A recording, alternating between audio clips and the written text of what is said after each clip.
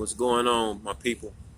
It's your boy Lonnie Brown, Vlog 2, Journey to St. Croix, U.S. Virgin Islands. Um, I'm at the great Amtrak station right now. I'm about to be taking a train to Chicago to fly out to St. Croix, 5 a.m. in the morning. I know y'all wondering, like, why am I flying from Chicago, and I could have just went and left from the Detroit airport. When I had first booked my ticket, Chicago had cheaper flights, and Detroit flights were more expensive. So I had booked it there. Then, like about 2 weeks later, the flights to Detroit was cheaper, but it was going to cost me $185 to switch that over. So I just made the commitment and kept my flight. So just, work around and be cheaper doing it the way that I'm doing it right now. Update on how I'm feeling about my move so far. Had a lot of anxiety for the last couple of days, just kind of just pressing for time of trying to organize and figure out what I'm going to take, what I'm going to leave, stuff that I'm going to be shipping down. I think that was probably like the most difficult part of going to a place you've never been before. And so my thing was luggage. Of course the airlines are going to be charging a lot to be bringing extra suitcases. And then with the other places you'll be going to, they're going to be charging for luggage as well. So I think that's like a costly part of preparing for a move like this to the island. And then from the people that I know there, they was telling me that they don't have like shopping stores and things like that like we have here on inland.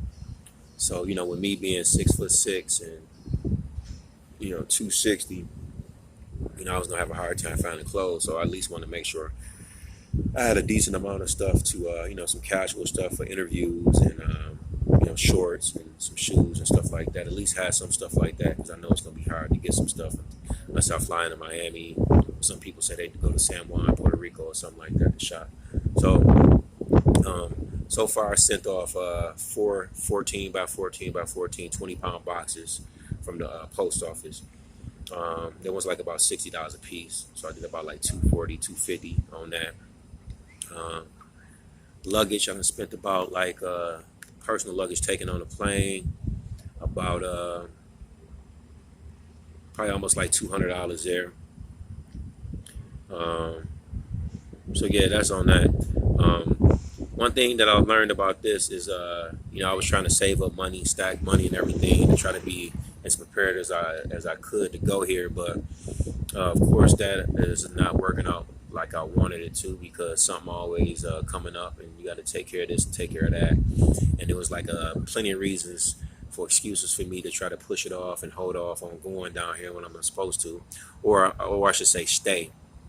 Because originally I had a round trip ticket, and I was going to come back and then save up a little bit more and then go back, and then that changed into a one-way.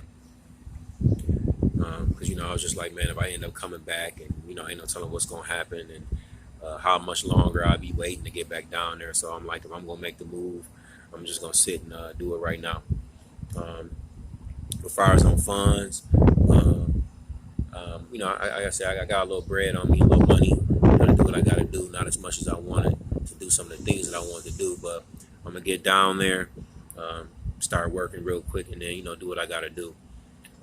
Piece of advice that I can give from my personal experiences from picking up places and going, like, moving, getting up, going to California or Arizona, things like that, is it's never going to be a good time to go do something. You're never going to have enough. You're never going to be as prepared as you want to be to go sit and do something, making a move like this. So if you don't just get up and do it, it's never going to get done.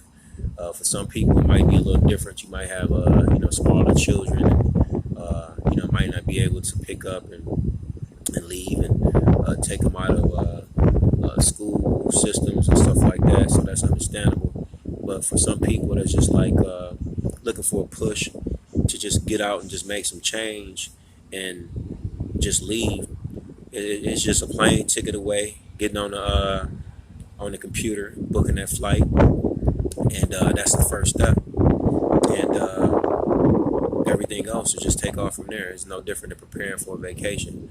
One thing that I can sit and tell you is that I want you to know is you can always come back. You can always go backwards. That's one thing that I've learned. Something ever happened, and if it didn't work out, for anything that you wanted, any place you wanted to go, you can always come back home and start back over. You can always come back to your hometown, whether it's Pontiac, Detroit, Texas, Denver, Colorado, wherever. You can always come back home, especially if you got family somewhere.